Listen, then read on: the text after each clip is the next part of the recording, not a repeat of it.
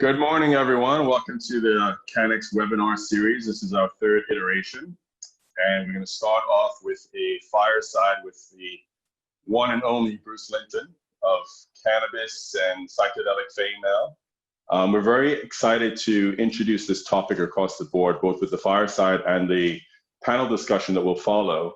Obviously, because it's cutting-edge technology and cutting-edge science, but again, I think with cannabis, it offers so much hope and promise to people who've suffered with certain ailments for so long, and that traditional and modern medicine has not yet been able to fully address that. It's an exciting opportunity to be a part of that, that process and that journey to bring this to the people that need it the most. So that being said, Bruce, it's great to see you again. It's interesting. Today is September 24th. Which should be the first day of CanEx, Jamaica. We would have been celebrating our 5th anniversary, and you were slated to give a keynote there. And now here we are talking about, psychedelics on a webinar. But how has COVID, impacted you and your portfolio companies? Well, those are two totally different things. So I would say, me personally, I feel like I've lost about 45 years, 50 years of my age. Like I'm much younger. And the reason I say that is I now feel like I behave exactly like I probably did when I was 5 years old. Because when you're 5 years old, the only 2 or 3 things you control is whether or not you go to sleep when your parents try to get you to sleep, so sleep patterns, whether or not you eat certain things or don't. Those are the 2 primary things. And every once in a while, a 5-year-old completely loses their mind for something as important as their shoe is untied, and then they lose it and roll around on the floor screaming. I would say there's a certain element of me that's for sure become 5 years old again. As far as the companies, it really, it's actually been generally very good for all of them in different ways. So obviously, if you're an essential service in the cannabis industry, that's been quite very good. So Gage, others like that. In terms of what we'll call neuromedicines, so MindMed, it's been a good time in that they've been able to do a lot of work and focus, and it's a distributed company, so they don't have a head office. They have people everywhere. They had to make sure their systems work together. And then they've had companies that are in the space become visible and go public, like Compass. And that sort of gives you a strong gust of wind. And then in my software life, one of the companies I co-founded and been very busy with for the last 4 years is called Ruckify.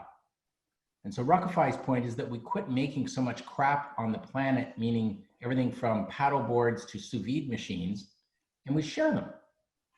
And that becomes a peer-to-peer source of income. And what's happened with COVID with that one is, right off the top, you think, well, nobody wants to share anything. Well, that's true, except everybody at the beginning wanted to go to the gym, but they couldn't. So we Ruckified gyms to people, took the equipment, took it out, put our insurance on the equipment, put our billing rates, daily, weekly, monthly, and our transportation system so that the weights could leave the gym and go to Doug's house and Doug could work out.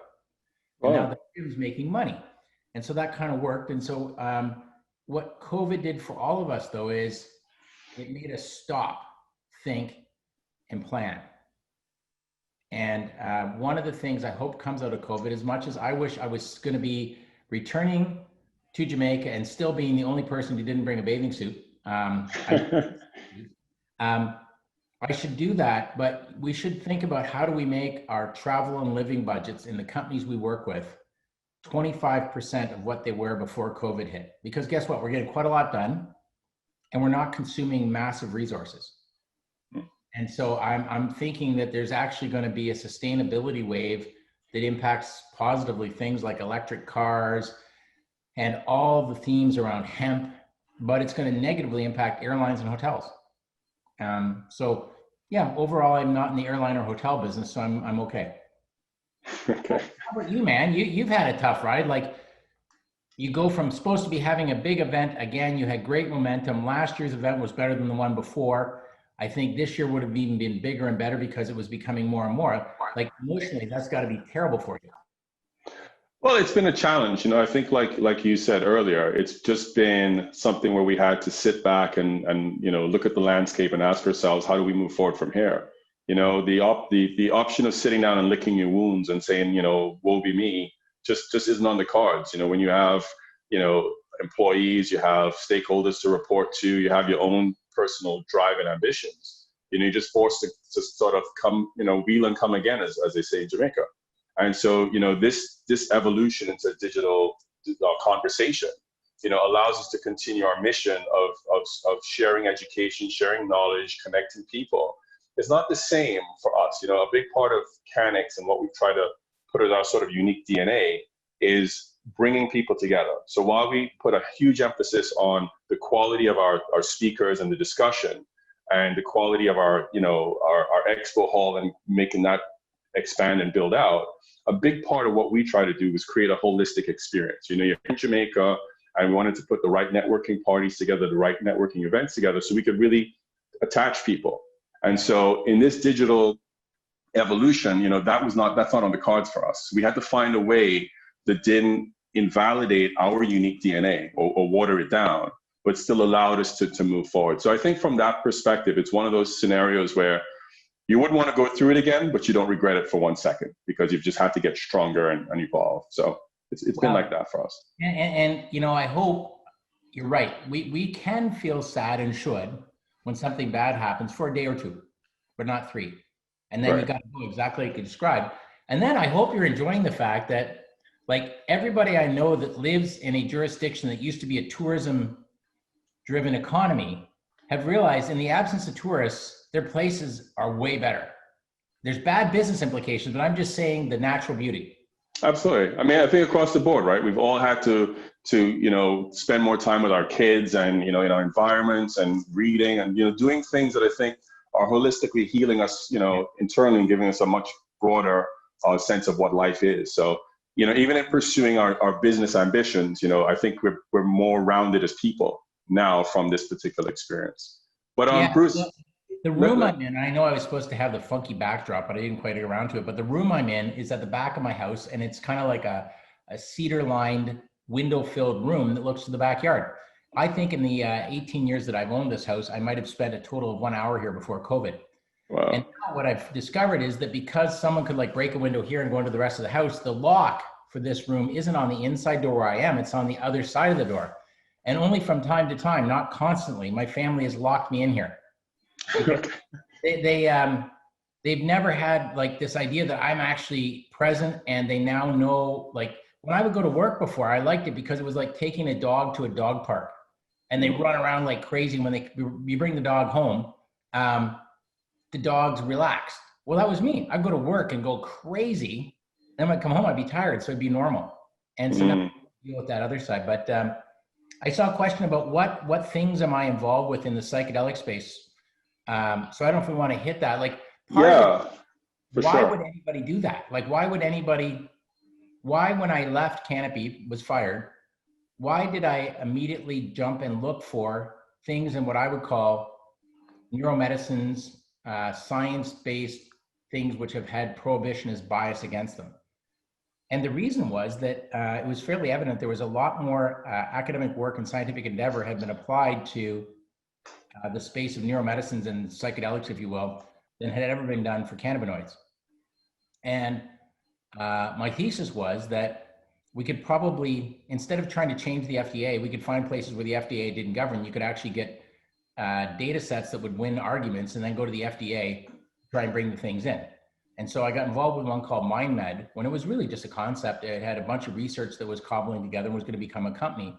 But what I liked about it was what they were looking at was, this is not a quick thing. This is a big change thing. So for example, how do you make it such that something that once was, a hallucinogenic, maybe had a cardiac impact, if you engineered the molecule a bit, you could make it so it didn't have the same psychoactive hallucinogenic effect, maybe didn't have the same cardiac impact effect, but could still reduce or eliminate addictive behavior to opioids in people that you were using this product on. That seemed like a very smart way to manage around regulation and start with a good drug and make it better.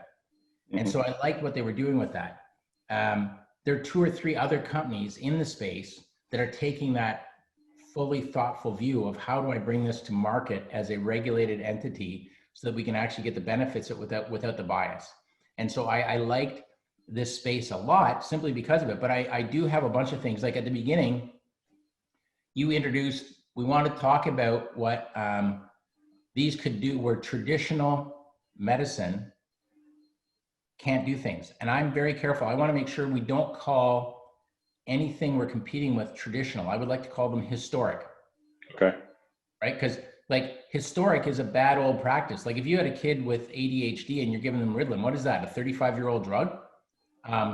Really, it's not. There's not been a lot of progress in many of these things. So I would like to think of things more like if we choose our vocabulary carefully and we want to win the argument, we can call them neuromedicines and call the current things that people use the current historic practices. Okay. And then we become viewed as the best new practice. And well, psychedelics is a good catch-all. It carries a lot of burden, right? Everybody's on this is open to the concept, but there was a really good article in the New York Times, just talking about how this is coming up. And I thought, what percentage of the readership is open to the concept that, like in Canada, the reason we got medicinal cannabis wasn't because of politician. Nope. It was because a court in 2001 had to allow access. We now have one patient in Canada who used the same mechanism to get psilocybin. Now, the government has a lot of choices. They could make it easier, they can make it hard. And what they're doing is the courts have said yes, but the governments aren't necessarily, and the bureaucrats, making it easy to access and expand. And so I think we're gonna have to have as a good argument, a good data set, and correct words so that they don't take what they did with cannabis, which was to go from 2001 till 2014, where there was no political will and no real access thought, and it made it really hard. You want to crunch that down to 1 year, 2 years. And so maybe we'll see psilocybin as a medically available product rapidly in Canada, and then that will help win the argument in other jurisdictions. So Bruce, on that, so science versus stigma, right? I mean, you've obviously had great experience with cannabis, and now here we are with psychedelics. And we've seen, like you talked about, the mental health aspects and what has not worked. I mean, we've basically given patients for such a long period of time products that have not proved to be efficacious or efficient, and now but yet we have this massive stigma that goes with it. So how do you compare the science versus stigma today in psychedelics versus cannabis, and what's the road forward in terms of responsible commercialization around that? Yeah, I don't think it's going to be a lot different than that same argument occurred with cannabis, right? There were a lot of people who really hated what we were doing in terms of bringing this forward as mainstream. And my view with them was that the only reason someone could hate the regulation of cannabis is if they or someone in their family was criminally producing it, and therefore they weren't going to get as good a Christmas or Hanukkah gift or something because that person's income might diminish, because we actually now had a legal framework by which stuff could happen. Because we didn't invent it. All we were doing is turning it into a reasonable supply chain. I think in the case of, we'll call them psychedelics, there's even more science, more data, more work. And the origin of the bias, it's unexplainable, really, in so many ways. Like there are so many things that we have that exist that are in the marketplace and are provided to people that on every level are relatively worse. And so I think what's going to happen is we're going to have instances where maybe it's in Australia, where you run a clinical trial and you can show that you've helped wean people off of opioids. When you can have that person speak of the before and after and the benefits of the intervention of this new thing, that argument's going to be won all over. And it's not going to be oh, now you get 3 customers. No, it's going to be like the US opens up.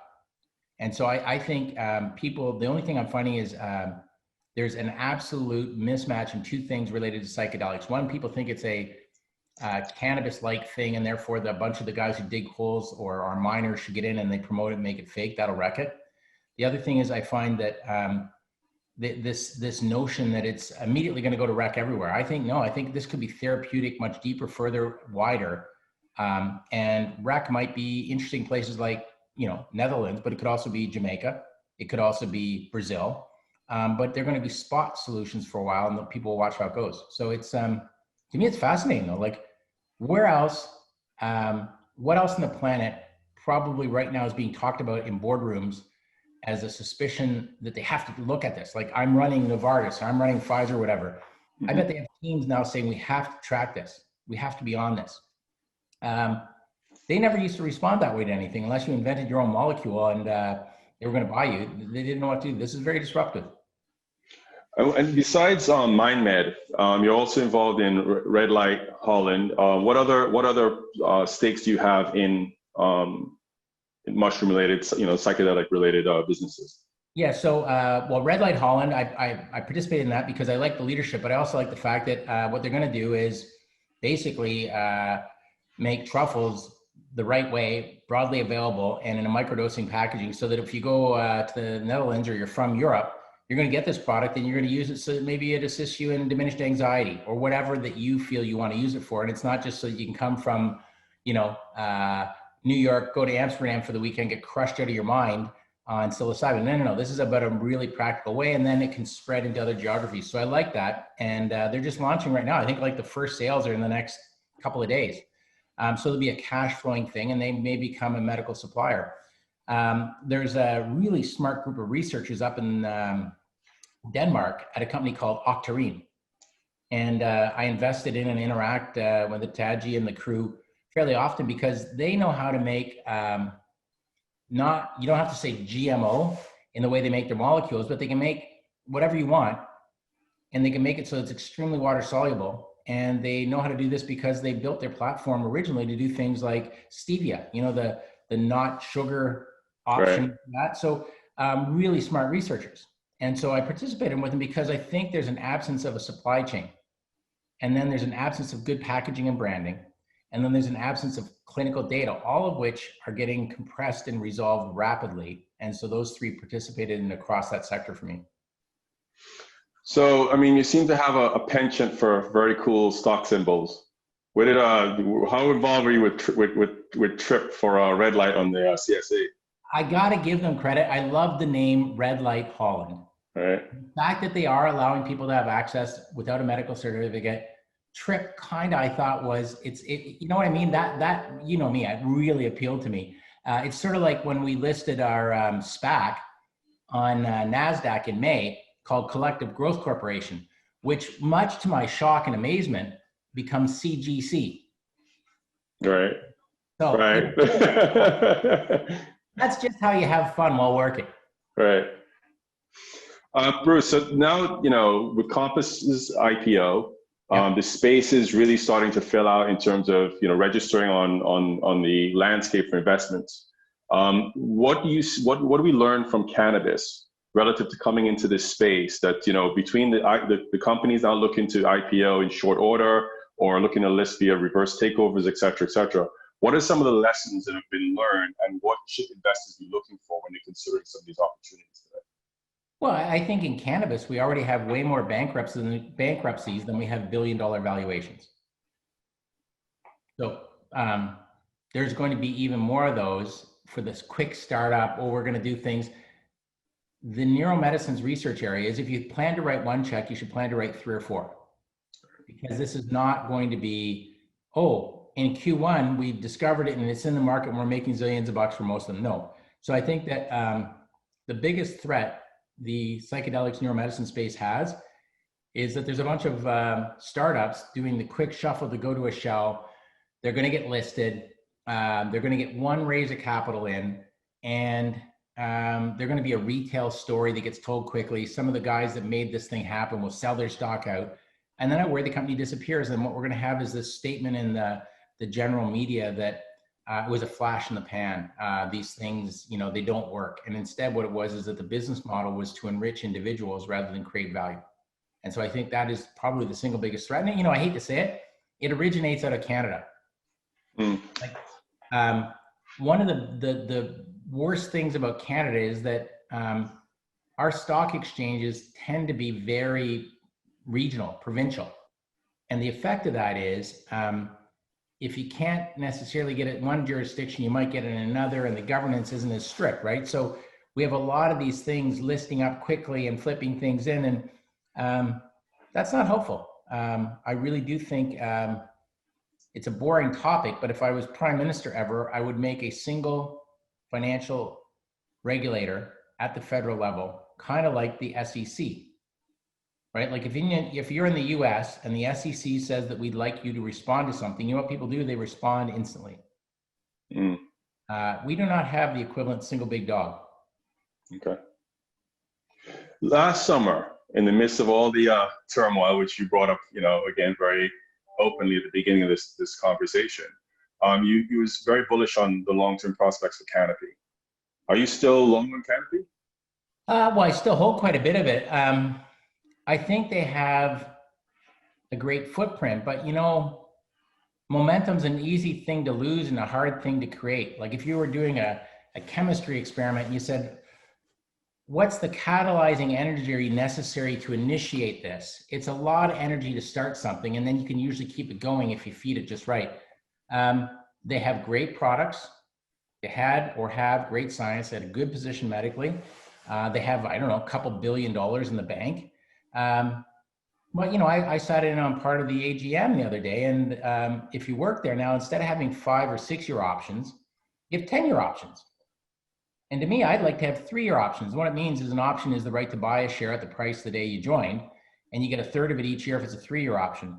And the reason I like them to be shorter term is one, it makes you motivated to get shit done fast. Let's go, let's go, let's go. Mm-hmm. Second thing is when you're showing your books to the outside world, if you have these really long-term options and you have a volatile stock, you start reporting huge numbers. And so like things like that, they'll change and do what they want. But my theme was when we built that thing, we had 8 cultural principles. And one of them was get shit done. And it didn't mean do dumb things, but it was important that you came to work speeding, thinking excitedly about what you were going to work on. When you were there for the day, you focused and got it done. And we had things like, one was said, catch people doing good. Because how many times in the workplace do you get in trouble, but you never get an accommodation for doing a good thing? True.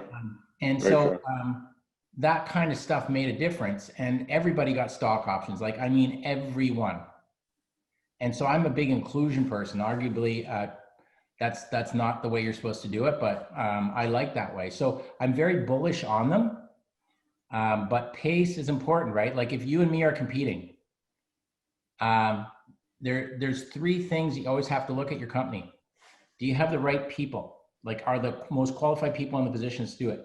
Do you have the right plan? Do you know what you want to do? And do you have the right pace? The 3 Ps. And pace isn't just going crazy. What pace is that you make sure your IT, MIS systems give you enough data that you can make more and better decisions every day. And the pace at which you make and implement decisions has to be faster and better than your competitor, or your first 2 things don't matter. So if you don't have the right people, you don't have the right plan, and you don't have the right pace, you don't win. And so I'm a big fan on pace, and pace is like, it's not just a crazy drumbeat. It's a implementation of data capture and decision-making and encourage decision-making. Like if you can make more decisions by lunch that are good ones than your competitor, and you work hard enough in the afternoon to implement them, guess what? You go home, you're ahead a little more. Bruce, I imagine you follow very closely the regulatory landscape. Do you have any thoughts on what you see happening with Oregon going to ballot in November? And then on top and beyond that is, what do you see happening in the US and Canadian regulatory landscapes upcoming? Yeah, so I must admit, I'm principally captivated with regulations in Europe and outside of North America right now. Okay. And the reason is, Europeans are pretty rational about stuff. So like if you're in Switzerland, there's a good chance if you wanted to do research on almost anything, you can get a permit from the government, you start doing it. And so part of the reason MindMed's in Switzerland is because Switzerland is one of those jurisdictions where you can work. So what I'm seeing in Europe, despite COVID, is a much more open-mindedness towards, we have a lot of aging people. We don't want to have an opioid problem as much as the rest of the world. What can we use? How do we work with this? As far as Oregon, I think they seem to be, to me, one of the most interesting states. So I'm involved with slang. Like that's one of the most mature competitive states as far as cannabis. And I think they're going to say yes to a bunch of things, partially because it feels to me like a bunch of people who are not sort of left side Democrats would like them not to say yes, which almost makes more people want to say yes. You know what I mean? Sometimes like governments lose an outcome, not because you're in favor of the outcome, but because you're opposed to being told what to do by the party trying to tell you. And so, you know, It's pretty interesting. Like, I'm in Canada. This is the first time that I've been alive when the border to the US is closed, and it's been closed for a long time. Hmm. And so what you do is you actually don't get to go down and talk to people. So I feel like a little bit disconnected because I have to watch the news to know what's going on in America. And I don't know about you, but like, I find when I watch CNN and then I watch Fox and then I watch CNN and I watch Fox, I think I better watch BBC because those two guys aren't watching the same show. And maybe BBC can tell me what the hell's going on. So, you know, it just feels likely because there's so much turmoil. Bruce, we have 5 minutes left, and I know we have so much more we can talk on, but I want to get into two important things before we do wrap, right? So number one is, given what you just said about North America and Europe, you know, Jamaica is I think the only jurisdiction where psilocybin is not illegal. Right. Are you doing any work? Or are you looking to do any work down here? I mean, we have a highly educated workforce at great universities. You know, there's a lot of science opportunity. Is this something you're looking at actively, or would be open to looking at? Yeah, man. So you have to bring your bathing suit more often, though. I've had 2 discussions this week and connected people about the circumstance in Jamaica, which makes, if you're in the Netherlands, Jamaica is the next logical place to go. If you're in Jamaica, Netherlands might be the next logical place to go. And so I think that I love places that don't quite get around to making something illegal. Therefore, it's not illegal. Right. And it gives you a chance. So like, if you say, well, where are the 3 places that are kind of like that? As far as I can tell, it appears obviously Netherlands, Jamaica, and pretty sure you can do the same sort of argument in Brazil. Mm-hmm. And so those are great initiating markets. When you start getting overrun by tourists again, this might not be a bad thing to have around, might cause them to come by. You're saying, well, am I going to go to Jamaica or am I going to go to Antigua? They got that microdosing stuff in Jamaica. I think I'm going to go there. Mm-hmm. And then lastly, because only because we have 3 minutes left, I mean, we have tons of questions coming in even on the Q&A, Bruce, so maybe we can do this again in the future. But has the cannabis industry done enough, in your opinion, to promote, and provide opportunities for minorities in the industry? No, but I'm not sure. Like, I do like the idea of granting licenses and making sure things happen so that everybody has a chance. But I really like the idea of making sure that when you're licensing where a grow-op happens, that it's where people need jobs. Where you're licensing where stores go, you make trades like you got to have one here if you want one there. Mm-hmm. And I've been saying it for a long time. If you look at the org chart, does color and sex show up disproportionately more frequently in the lower income groups? Yes. So you can't exclude everybody from the options who are in those groups. So you should give stock, it should be a mandated stock option grants, which turn either profit sharing or equity grants, go down the whole org chart. And the person at the top can't have 5 or 8 times more than anybody at the bottom. And that will happen is that maybe, suppose you're the cleaner and you come from a visible minority, or that you're female, or whatever combination of financial disincentives or disadvantage you've had, all of a sudden you got these stock options and it turns into 100 or 150 grand capital gain in 1 year. What is the impact that has with that person, their life, their family, their kids' chance for school, versus the boss man making another 2 million? Right.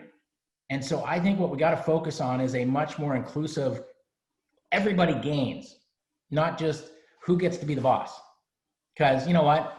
I don't know. I think it's pretty easy to make that iconic change, and it still doesn't structurally amend the biggest disadvantaged group. And I love, man, like when those people get that gain, that, your cleaner all of a sudden is going, holy mackerel, I just made like 150 grand and I was making 35 grand a year. And now I got like, it's like a totally different drive than if it just clunked and you got a different person at the top. So then we know you're not a fan of trickle-down economics then, essentially. You know what? You got to infuse it. Like when you have a new economy thing, you need to incorporate people into that economy. And you can say like, well, why would you do this? Let's treat this just like it's tech startup. Because you know what they do is they include more people in their equity gains. And that's why more people go and live in, areas where they are. this is a great chance to try a social experiment of inclusion on equity. Bruce, we have to wrap, but in closing, I mean, thank you again for your time, man. I really appreciate it. It's always a pleasure to sit and talk with you. Like this big, repository of information and knowledge, and I think it's so great as an industry, not just in terms of psilocybin and psychedelics, but what you've done for cannabis. That you're taking such a continued leadership position in the industry. Listen, so I come to this thing, I would have come down for you. Like, you have tried extraordinarily hard and pushed and found ways. So I congratulate you, because you know what? You could have just said, next year. So Doug, keep it going, man. And I hope you have a great session. Thanks, Bruce. Appreciate it. Thanks. Catch up. Take care. All right. Bye-bye.